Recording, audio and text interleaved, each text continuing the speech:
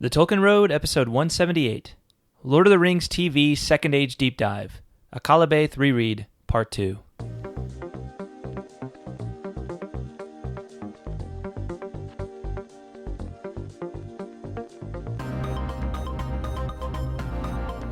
Hello, everyone. Welcome to the Tolkien Road, Episode 178. Lord of the Rings TV Second Age Deep Dive, Akallabêth Reread, Part 2. How's that for a title? It's a mouthful. It is a mouthful. Yeah. But I rattled it off because of the professional I am. Yep. I just realized I wasn't speaking into the mic. Sorry. It's already messing up the episode. Sorry. That's what you get for having an episode with such a mouthful. Yes. Mm-hmm. It's Yeah. just doomed from the beginning. Yeah, maybe we need to scoot you in a little bit so that you can be a little closer there. Okay. Yeah. Still working on this whole video part of it. One of these days I'm actually going to post some of this video. Oh. Yeah. Okay. Hey, thanks to our newest patron, Maria Isabel Giraldo.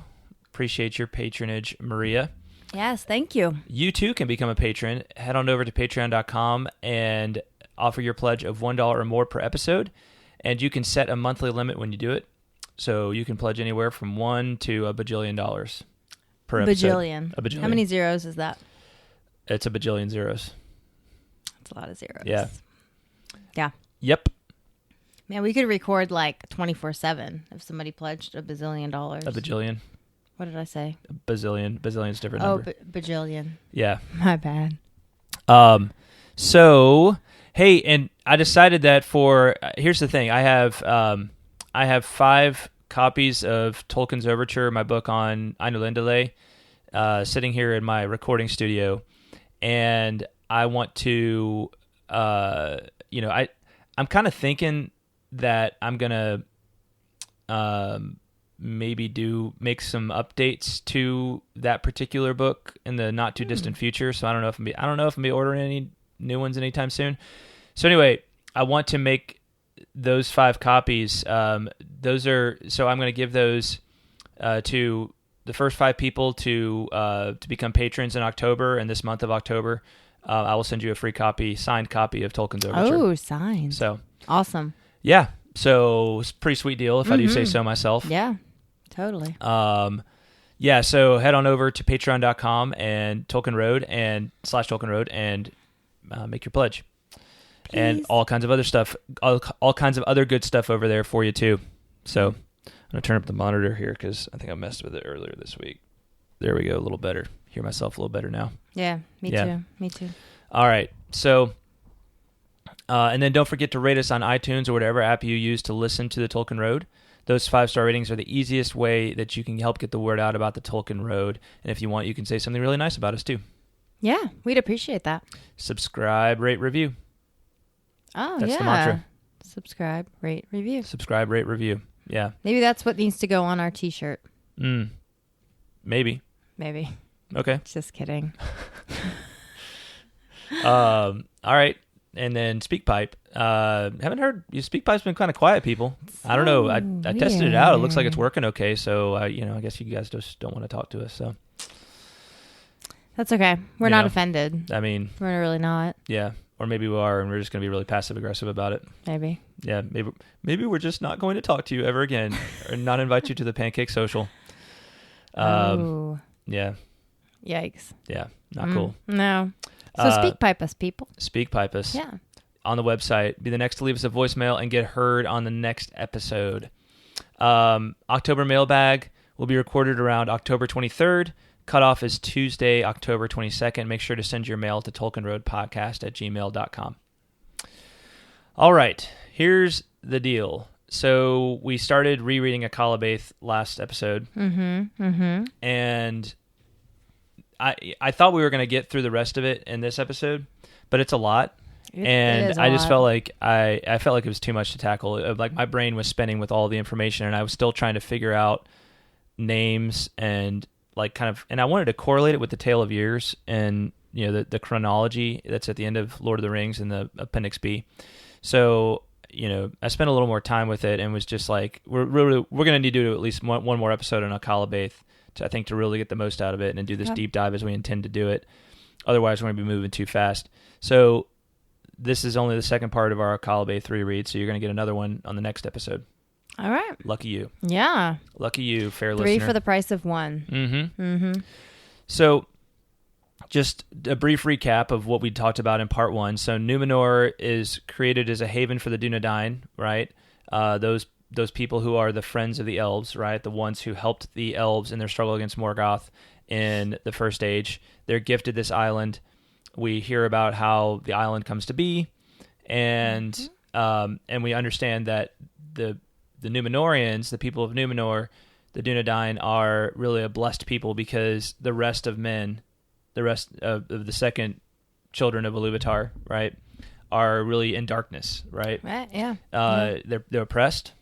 They're many of them were enslaved to Morgoth or his minions in the First Age, and even now, like, there's still a lot of that stuff left over, and there's just this sense of like an existential darkness around them because of the fear of death, and they're just easily manipulated and enslaved for those very reasons.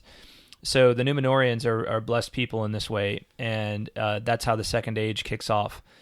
What's interesting is the Númenóreans really initially serve as a missionary people, right? It's almost like they are there in Númenor to benefit from the light of Valinor, which they don't have. They don't live in Valinor because they can't live in the Deathless Lands, because it's not for the Valar to gift immortality to men, because that's Ilúvatar's gift to men is their mortality, yeah. right? Mm-hmm. But they are given a long life, and they are given much greater knowledge of the truth of reality and the truth of Ilúvatar and of Valinor, and they're given the white tree, right? Yes. As a symbol of this. They have the Mental Tarma, which is the pillar of heaven, where they're able to worship Ilúvatar, right? The true religion, right? The worship of Ilúvatar, and so things are all kind of hunky dory for a while, and they even they're great seafarers. They start planting, they start visiting Middle Earth again in due time, and they even start kind of being good and like helping the men of Middle Earth who otherwise would be enslaved to Sauron or some other whole leftovers from Morgoth's minions. Right. Yeah. So they did a lot of good. So they start off and they've really got a good mission for their existence. It's not just about them like being all fat, dumb, and happy and just being able to enjoy this reward forever. It's more about like they're given this mission to bring the truth, like to bring the truth about who men are to the men of Middle Earth who are in darkness. Right. Yeah. Yeah. So that's all starts off good, but then towards the end of what we read last time, it says this, and so I'm going to read this a little bit longer passage. But the fear of death grew ever darker upon them, and they delayed it by all means that they could. And they began to build great houses for their dead, while their wise men labored unceasingly to discover, if they might, the secret of recalling life, or at the least of the prolonging of men's days. Yeah, we kind of speculated a little bit about the wise men of Númenor, and maybe the wise men originally were supposed to like kind of be the the people who kind of were like, what is to sort of like try to understand more deeply like what Valinor was and who Ilúvatar was and what Ilúvatar's plan for mankind was, but now that mission is perverted, and they're all about discovering how we can bring people back from the dead, right? Or how can we further prolong men's days, right? These things that weren't there was this spirit of being accepting of the fact that death was Ilúvatar's will for men early, and now that no longer is there. It's all about somehow defeating that, right? That purpose. Yeah. Mm-hmm. Okay. Yeah. Yet they achieved only the art of preserving incorrupt the dead flesh of men, and they filled all the land with silent tombs in which the thought of death was enshrined in the darkness. But those that lived turned the more eagerly to pleasure and revelry, desiring ever more goods and more riches. And after the days of Tar-Palantir, the offering of the first fruits to Eru was neglected, and men went seldom any more to the Hallow upon the heights of Mental Tarma in the midst of the land. Thus it came to pass in that time that the Númenóreans first made great settlements upon the west shores of the ancient lands, for their own land seemed to them shrunken, and they had no rest or content therein, and they desired now wealth and dominion in Middle-earth, since the west was denied. Great harbors and strong towers they made, and there many of them took up their abode. But they appeared now rather as lords and masters and gatherers of tribute than as helpers and teachers. So they've gone from being this missionary people who are there to enlighten and benefit the people, the men of Middle-earth, to being trying to exploit them, right? Right, and it's interesting. I think that the that there's made special note here of the fact that they went seldom anymore to the mental tarma. Mm-hmm. Yes. You know, that the forsaking of their form of worship really kind of enabled, I think, this change in spirit. Yeah. And it's important to realize that the mental tarma, I mean, it's a form of, I would argue that it's a form of revelation, right? This isn't something that's like kind of their religion they just kind of decided on, it would seem, because the Valar created Númenor, right? Yeah. And the Valar obviously have firsthand knowledge of Ilúvatar, right? And they created the island of Númenor themselves, and they built this pillar, the mental tarma, this pillar of heaven in the middle of the island, right? Yeah. And it was not a, so it wasn't like this temple that the Númenorians built. It was something that was gifted to them. It was given to them. And we don't know where the 3 prayers that their religious rites came from, but it would seem that, it was something that was maybe instructed to them from outside. Right. And so again, this is another gift that they are basically saying, we don't want anymore. Right. Yeah. Yeah, they're rejecting all these things. Yeah. And in all this, the elf friends had small part. And so this is where we start to see this division among the Númenorians, where you've got kind of the vast majority of Númenorians, and then you've got this group that are the elf friends, later the faithful. They alone came now ever to the north in the land of Gil-galad, keeping their friendship with the elves and lending them aid against Sauron. And their haven was Pelargir, above the mouths of Anduin the Great. But the king's men sailed far away to the south, and the lordships and strongholds that they have made left many rumors in the legends of men. So you've got the king's men, that's kind of the Númenorians who are becoming rebellious and wanting to extend life beyond its natural limits. And then you've got the elf friends, the faithful, who are the ones who are trying to, keep the old ways, if you will. Right. So, yeah. So, and that's where we left off last week. So now, in this age, as is elsewhere told, why don't you go ahead and read this next paragraph? Okay. In this age, as is elsewhere told, Sauron arose again in Middle-earth, and grew and turned back to the evil in which he was nurtured by Morgoth, becoming mighty in his service. Already in the days of Tar-Palantir, the 11th king of Númenor, he had fortified the land of Mordor, and had built there the tower of Barad-dûr, and thereafter he strove ever for the dominion of Middle-earth, to become a king over all kings, and as a god unto men. And Sauron hated the Númenorians because of the deeds of their fathers and their ancient alliance with the elves and allegiance to the Valar. Nor did he forget the aid that Tar-Palantir had rendered to Gil-galad of old, in that time when the One Ring was forged, and there was war between Sauron and the elves of Eriador. Now he learned that the kings of Númenor had increased in power and splendor, and he hated them the more, and he feared them, lest they should invade his lands and wrest from him the dominion of the east. But for a long time he did not dare to challenge the lords of the sea, and he withdrew from the coasts. Yeah, so guess who's back? Sauron, right? Dun, dun, dun. Yes. Like I said, I wanted to get the Tale of Years involved in this, just so it'd be easier to understand the timeline here. So, according to the Tale of Years, Tar-Palantir is mentioned in the year 1700 of the Second Age. And it says, Tar-Palantir sends a great navy from Númenor to Lindan. Sauron is defeated. So this is the first, this is really the first big run-in, I believe, with between Númenor and Sauron in the Second Age.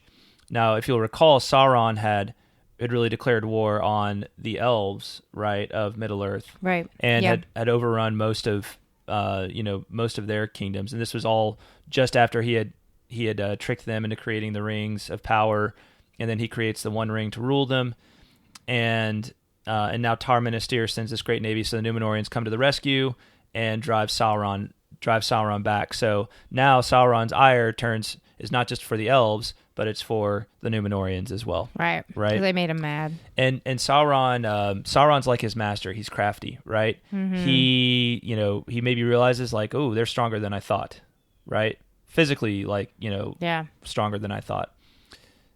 But I'm probably spiritually stronger, right? Like or at least I'm more shrewd, right?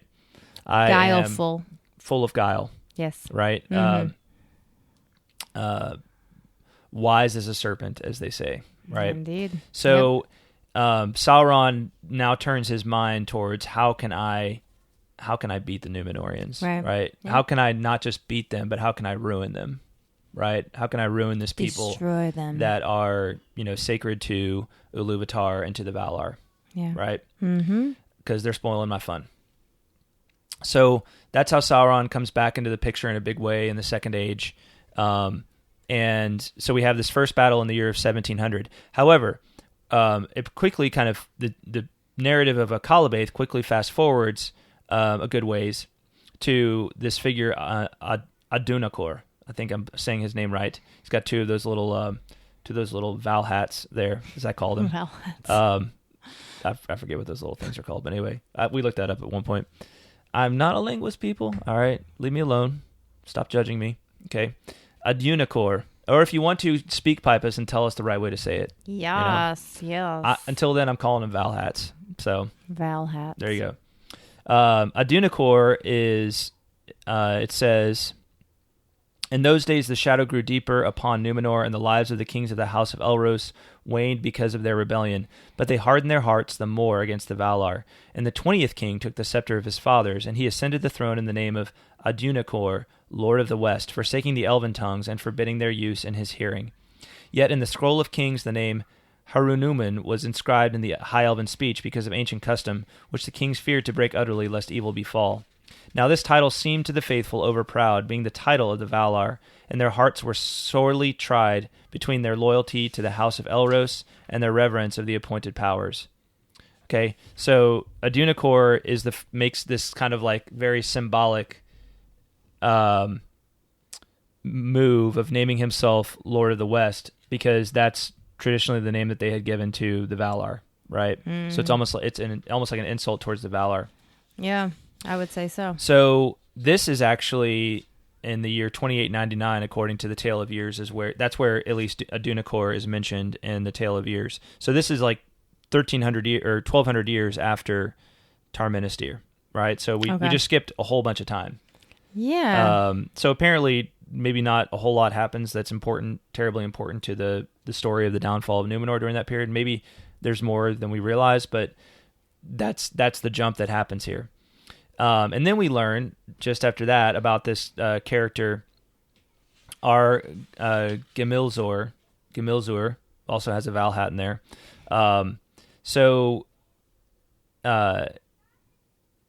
He is, let's see, so our Adûnakhôr was the 20th, and then Ar-Gimilzur is the 23rd. So, you're like two more generations, and then Ar-Gimilzur. And Ar-Gimilzur shows up in the Tale of Years.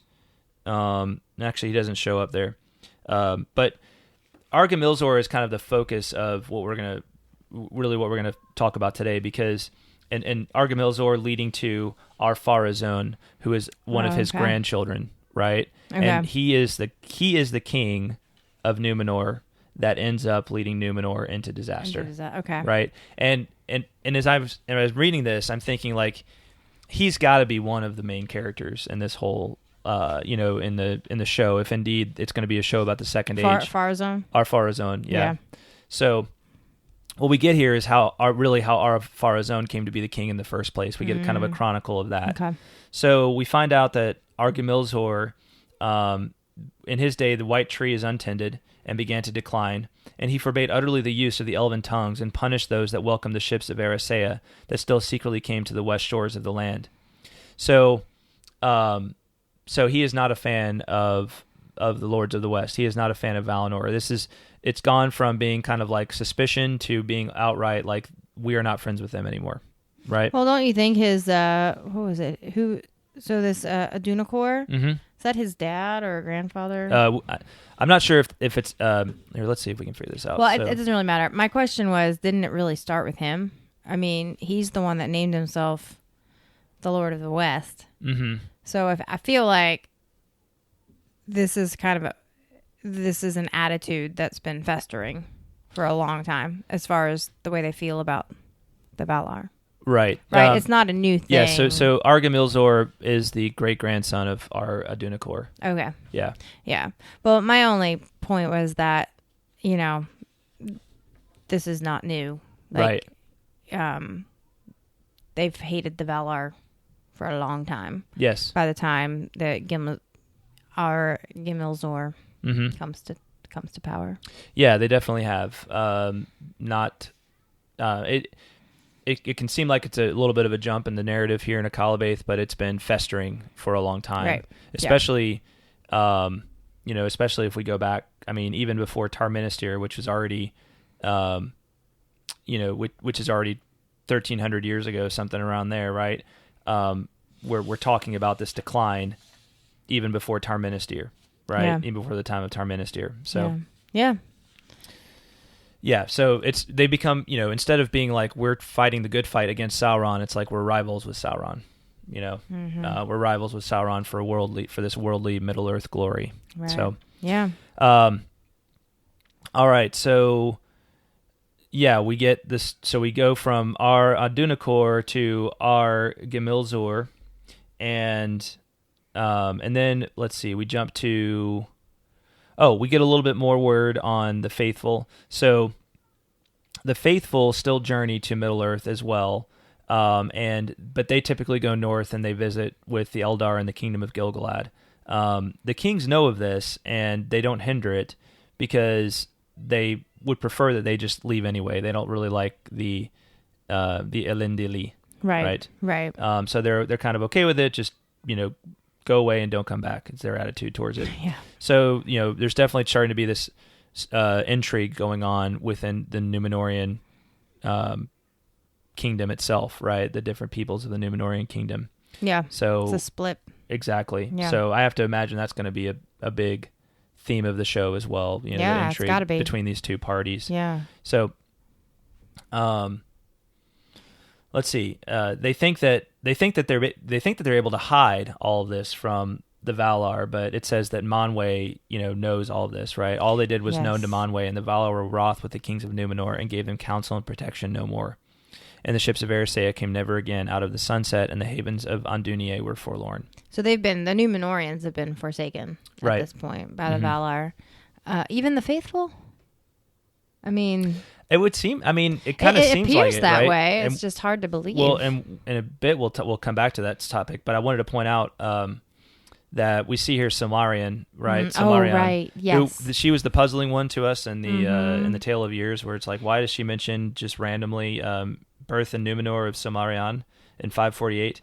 Well, it turns out that she is that the lords of Andúnië. Who are they're kind of like the leaders of the faithful. Mm-hmm. They are descended from her, right, from her line, and there was this split.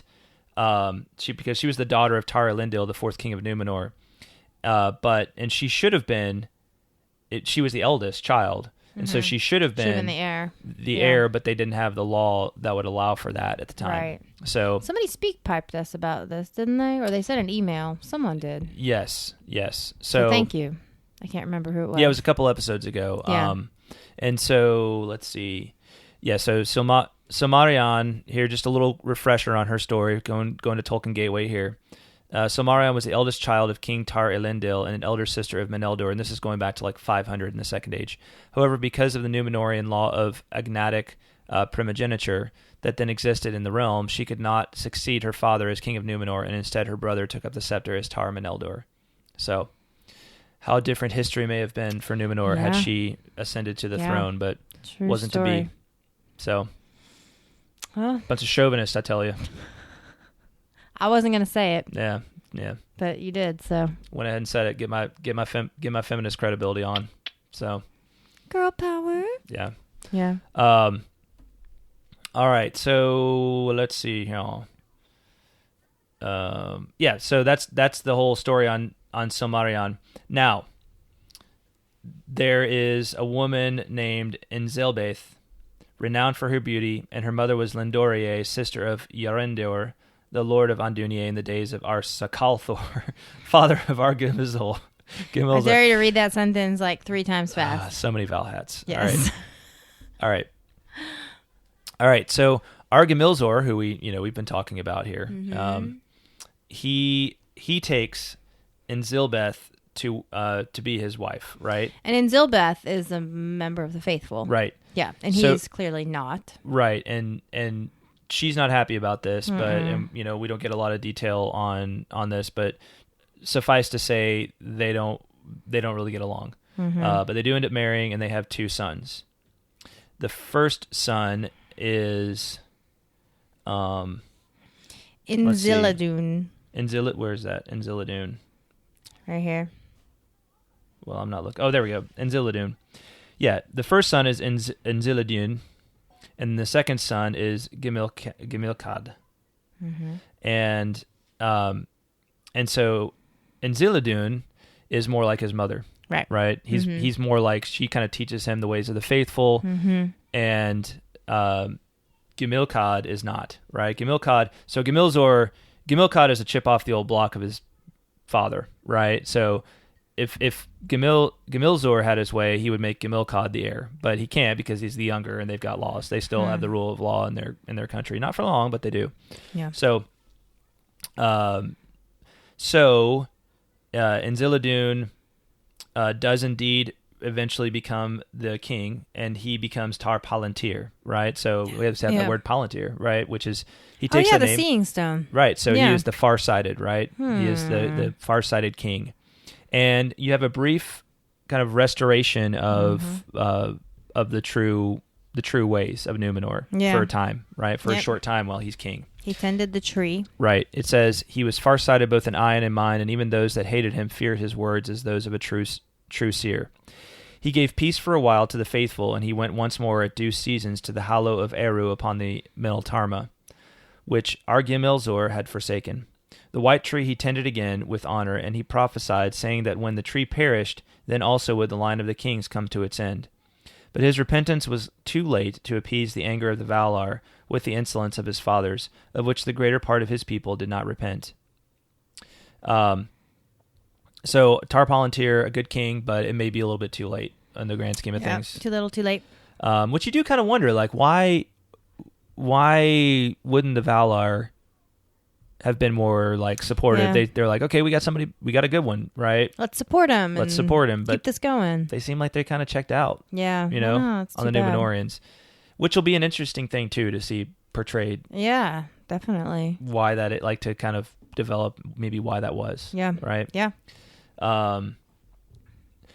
We also find out about Gimilcad that he was strong and ungentle, and he took the leadership of those that had been called the king's men and opposed the will of his brother as openly as he dared, and yet more in secret. So there's kind of this spirit of kind of a not a full out civil war, but kind of a cold civil war going on within Númenor, and the 2 brothers are the leaders of the 2 parties. Tar-Palantir being the leader of the faithful, and then Gimilcad being the leader of who are now like called the king's men, even though they aren't the king's men right now. The current king, they're the king's men party, I guess you could say, kind of like how we get political parties, and they develop their names, and it's like where stories of how those names came to be can be weird and irrelevant now, but that's their names, right? Yeah. So king's men are the bad guys, the faithful are the good guys. Right. So let's see. Tar-Palantir, even though he's trying to do good things, he's still like it's a dark time, right? Yeah, he doesn't have any help. Yeah. He's just not getting much support. And so let's see, Gimilcad dies 2 years before his 200th year. But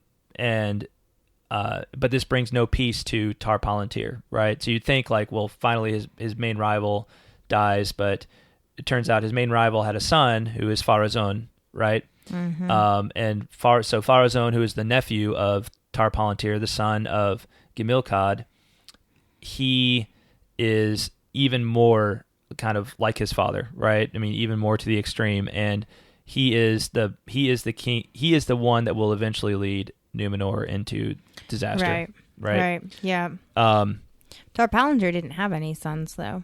he did not. He only had a daughter. He had the daughter, right? You want to tell us a little bit about that? Well, her name is Miriel, Right. in the Elven tongue, and because the laws were still in place about the eldest taking this step, or I guess they changed. Yeah, these are different laws, right? Right. So where what was her name? Silmarion was not able to take the scepter.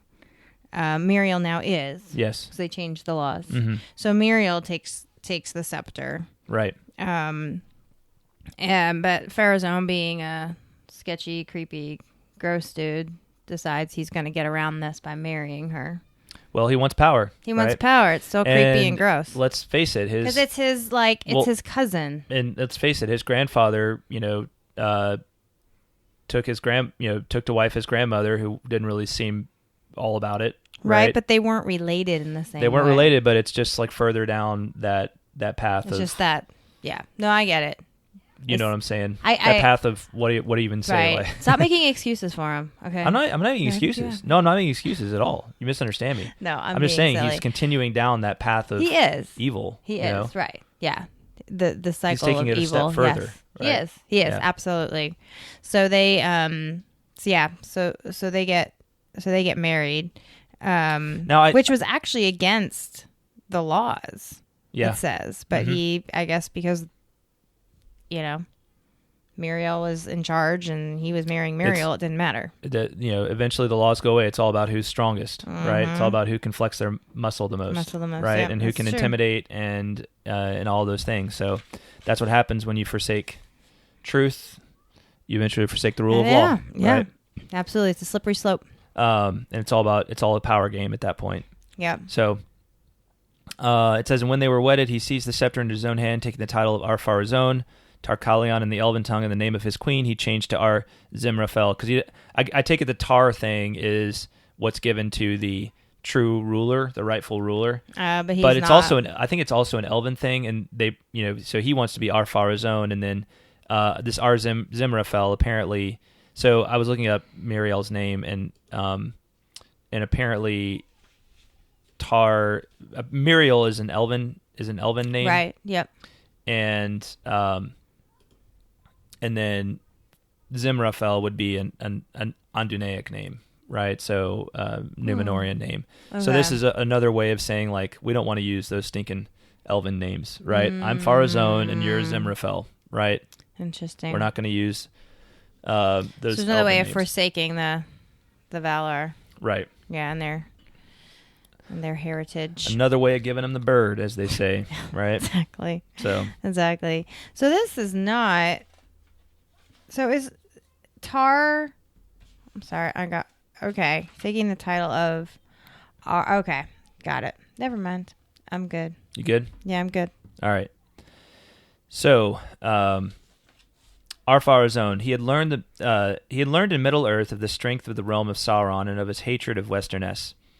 And now there came to him the masters of ships and captains returning out of the east, and they reported that Sauron was putting forth his might, since Ar-Pharazôn had gone back from Middle Earth, and he was pressing down upon the cities by the coasts.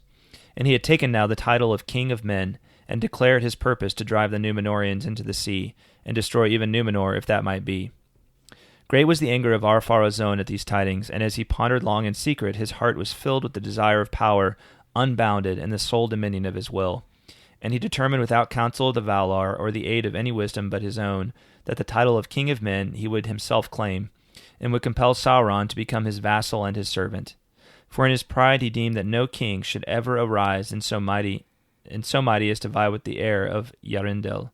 Therefore he began in that time to smith a great hoard of weapons, and many ships of war he built and stored them with his arms. And when all was made ready, he himself set sail with his host into the east. So he's like, you can't be king of men, I'm going to be king of men, right? So he's all about power. Sauron is seriously flexing his muscle again. And again, we're talking, from the time when Tar Tar-Palantir went and defeated Sauron in 1700, it is now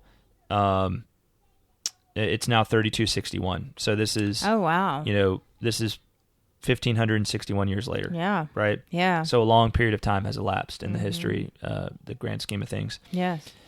And so Ar-Pharazôn set sail to do battle with Sauron. For 7 days he journeyed with banner and trumpet, and he came to a hill, and he went up, and he set there his pavilion and his throne. And he sat him down in the midst of the land, and the tents of his host were ranged all about him, blue, golden, and white, as a field of tall flowers. Then he sent forth heralds, and he commanded Sauron to come before him and swear to him fealty. So you thinking you're going to get this big battle, right? It's on, right. Sauron's forces versus this big horde of Numenor. Yeah, big battle. Yeah. And surprise. Nothing. Well, just Sauron. Just Sauron, right. No Sauron battle. came. Yeah. Even from his mighty tower of Barad-dûr he came and made no offer of battle. For he perceived that the power and majesty of the kings of the sea surpassed all rumor of them, so that he could not trust even the greatest of his servants to withstand them. And he saw not his time yet to work his will with the Adûnakhôr. And he was crafty, well skilled to gain what he should be by subtlety when force might not avail. He was crafty. So he humbles himself before Ar-Pharazôn and goes as his captive back to Númenor. Yep. But you think Sauron's defeated?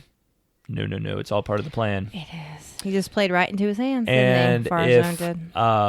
Pharazôn had paid attention in Sunday school, like a good little Númenorian boy, he would have known the stories of Melkor, right? How he came to Valinor as a captive, and he got all good with everybody. You're absolutely right. And he corrupted him. And next thing you know, disaster. This is why we need to learn history, people, as well, because history repeats itself. Right. And that's repeating itself right here. Yeah, I like that thought of Pharazôn, like the little Númenorian children, like sitting down and Valinor catechism class, right? Learning about the Valar, right? Ar-Pharazôn was the, one who was, sneaking off and stealing everybody else's chocolate and punching kids for not for telling on him and stuff like that. Yep. Blaming all the mistakes on other people. That's right. Yeah. And now look what happens. So, well, so reap what you sow. So there's still a lot more to this story. Obviously, that's where I want to hit pause for this week. Oh, okay. And because I think that's a good stopping point to talk about what happens after Sauron comes back to Númenor, because that's where things really start going off the rails big time. All right. So, wow, that's a good setup. Yeah. Yeah. That's the plan. That's a good cliffhanger too. All right. Well, don't forget to send us correspondence to TolkienRoadPodcast@gmail.com. And we'll continue with Akallabêth on our next episode. Sounds like a plan. Thanks again to our patrons. You all do rock. Al Taylor. Andrew Herbert. Andrew Thomas. Azia Viner. Austin Braswell. Bethany Engler. Brendan Corkery. Brian Orr. Caitlin Howell. Kat Lane. Chris Loftus. Chuck Farnung. Connor Fogarty. Daniel Delaney. Daniel Peridot. David Bates. David Bigwood. Emilio Perea. Hunter Johns. Ish of the Hammer. James Applegate. James Lindberg. Joe Towns. John Rice. Margaret Lyon. Maria Isabel Giraldo. Matt Scarrance. Robert Franks. Robert Sleeth. Sarah Murphy. Shannon Stockbridge. Teresa Colangelo. Ty Miller. Tyler Shelley. Dr. William Hutton. And Zeke Farmer. Thanks, y'all. Yes, thank you guys. You all rock. Indeed you do. Don't forget about becoming a patron in the month of October. First 5 people get that free copy of Tolkien's Overture signed copy. So it might be the last of those, that particular edition. So, it might be a cool thing to get. Yeah. So head on over to patreon.com/TolkienRoad. Thanks for listening, everybody. Yes, thanks, guys. We'll talk at you next time. Bye, y'all.